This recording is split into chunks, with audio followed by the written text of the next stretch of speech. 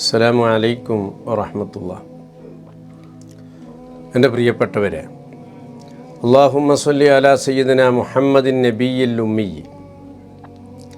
അൽ ഹബീബിൽ മഹ്ബൂബി shuffle ഇലലി മുഫരിജൽ ഖുറൂബ് വഅലാ ആലിഹി വസഹ്ബിഹി വസല്ലം. വലിയ ഫായിദയുള്ള ഒരു ദിക്റാണിത്. ഏത് കഠിനമായ രോഗത്തെയും ലഘൂകരിക്കാനും രോഗത്തിൽ നിന്ന് ശിഫ നൽകാനും ശിഫ നേടാനും ആരോഗ്യത്തെ വീണ്ടെടുക്കാനും ഈ സലാത്ത് ഉപയോഗപ്പെടുത്താം.